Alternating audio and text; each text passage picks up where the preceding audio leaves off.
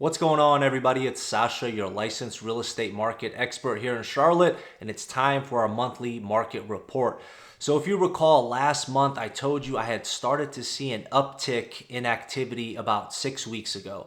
My thoughts was this was due to the rates.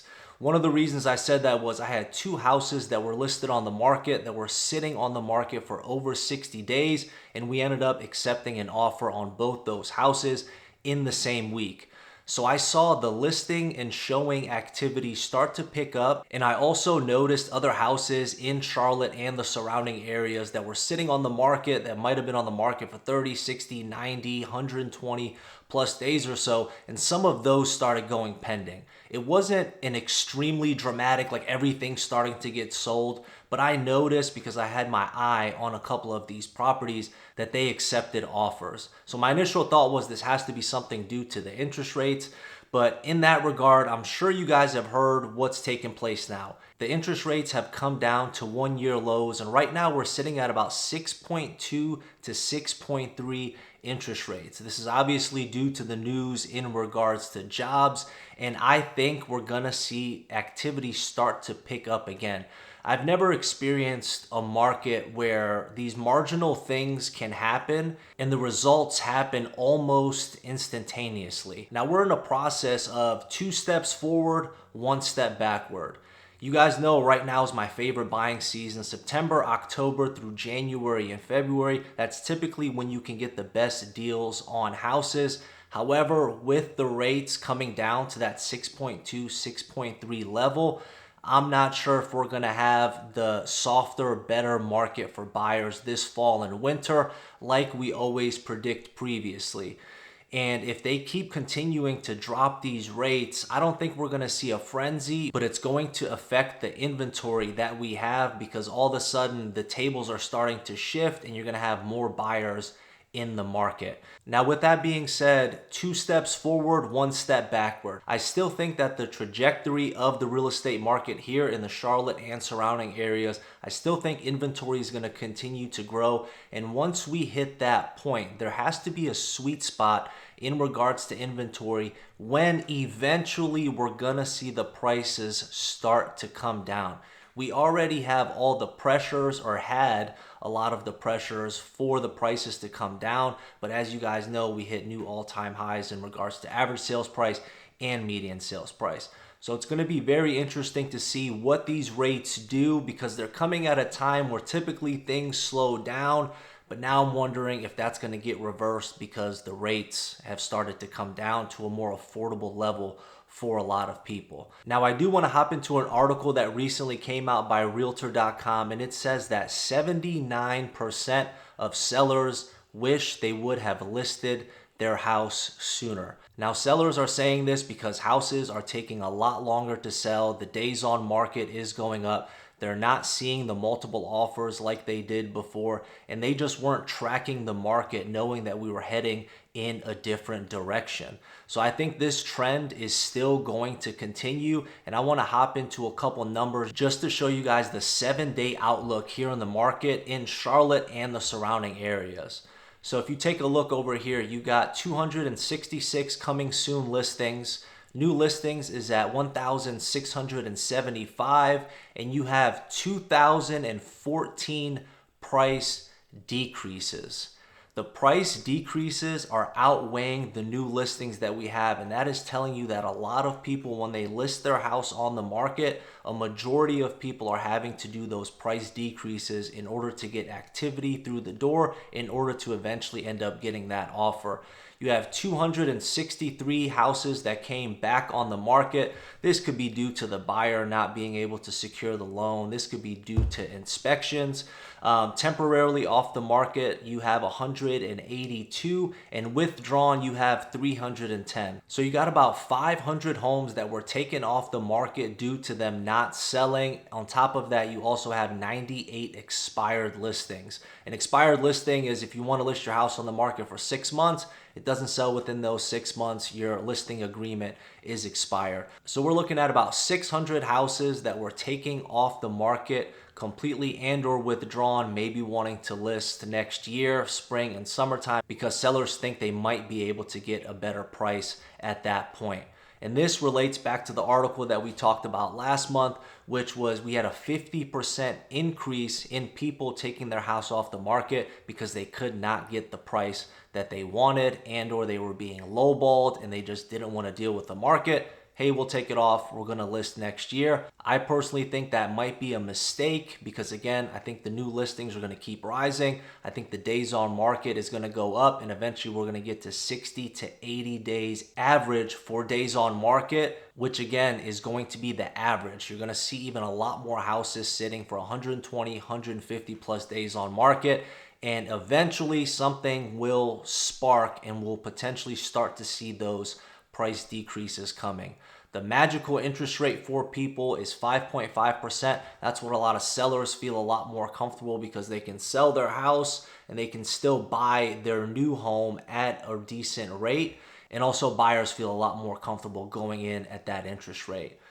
The market is still very interesting. I had a house listed in my neighborhood. It is $275,000 above the highest listed price that any home in our neighborhood has seen.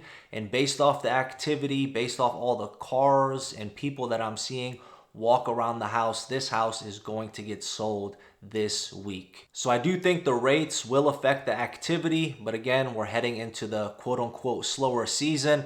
So let's see if we have any drawbacks. With that being said, if you guys have any questions in regards to neighborhoods, zip codes, anything I can help you with, you always know you can call, text, or email me anytime. Now let's hop into the stats. Now let's hop into the data and see what the state of the real estate market is in regards to new listings, pending sales, median home prices, average sales prices, and so on. So new listings came in at 4,979, and that is a 3.5% increase from this time last year. I honestly wasn't expecting a decrease. I was expecting to hover around, a 0% and or plus 1% in regards to new listings, but we actually had a decrease for the month of August. Now, due to people knowing that it's not going to be that easy to sell their home, a lot of people are just waiting it off, and there's really no rush to put the house on the market unless they have an immediate need to do so. Now, in regards to pending sales, because this one is extremely interesting, pending sales came in at 4,047. That is a 12.4% increase from this time last year. New listings are down 3.5%, but the pending sales, the amount of buyers that are submitting offers on properties, getting houses under contract, jumped 12.4% year over year. And look at the 2 years prior. You had minus 14% and then plus 1.2%. This is a relatively big jump, and again, I do think it is because of the interest rates, because there's more homes available, because buyers have a lot more options. Now moving on to days on market, which came in at 48, and that is a 37.1% increase from this time last year, which is definitely a big jump. When you look at the previous data from 2015 to about 2018, you can see that we were hovering in that 60 to 80 day average days on market. And like I mentioned, I think that is going to happen. Potentially this winter and or early spring, I think we're going to see the days on market between 60 and 80. I honestly think it's almost inevitable.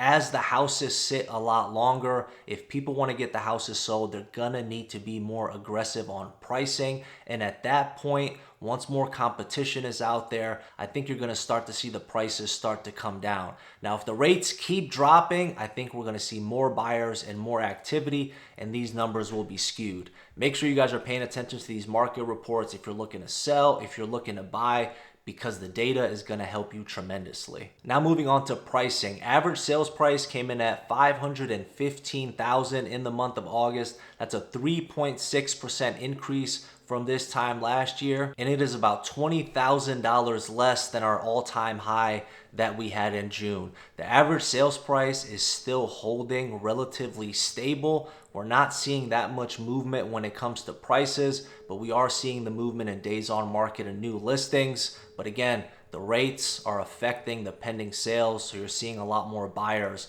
start to come out of the woodwork. In regards to median sales price, median price came in at $400,000. That's a 1.3% increase from this time last year, and we're down about $15,000 from our all-time high. The median is always very important to pay attention to because this is kind of your starting point in the market. To get a move-in ready 3-bed, 2-bath home, you want to be at least around this median price point, but again, it does depend on the areas that you're looking in. Now for some good news for the buyers out there, and that is percentage of the original list price received came in at 95.3. This is an important stat because it's telling you that you can expect to pay 4.7% below the listed price of a home when it is done, when it is closed. The reason that's important is because we were over 100% during the madness because everything was almost going for over the asking price, not by 5,000, not by 10,000, by 20, 30, 50,000 plus dollars. Granted, that still is happening today, but for the unique opportunities that are out there. But this is telling you that you can still get a really good deal on price. It's telling you, hey, you don't have to wait for the prices to come down 5% because you can negotiate 5% in regards to the offer price. Not to mention any potential concessions you can negotiate after inspections if things come up and or seller paid closing costs. Now moving on to months of inventory, which came in at 3.3, and that is a 17.9% increase from this time last year. I still think we're on the right trajectory in regards to building that inventory in the market. What's the magic number that we're going to see prices potentially start to come down if the interest rates stay above that 6% level? I think you're probably looking in the high 3s and low 4s. Once that starts to happen, you're going to see prices trickle down all across the board, not to mention anything you could potentially negotiate on the specific home that you're looking at. With that being said, 2 steps forward, 1 step back. I still think the trajectory is heading in the right direction for a lot more of a balanced market, but right now prices are staying relatively stable. You still have that just under 80% of sellers essentially panicking and wishing they would have sold sooner so they can get the multiple offers, so they can get the higher price. All in all, we're heading in a balanced market. The correction that everybody's talking about, we are in it. Now, if rates continue to trickle down, it's going to lean more towards that seller's market again, which in my opinion, I don't think anybody wants. We want a neutral, balanced market, but unfortunately, like everything else, it seems like the pendulum has to swing severely one way and or severely the other way. Hope you guys enjoyed this video. Call, text, or email me if you have any questions. I'll catch you on the next one. Take care. Bye.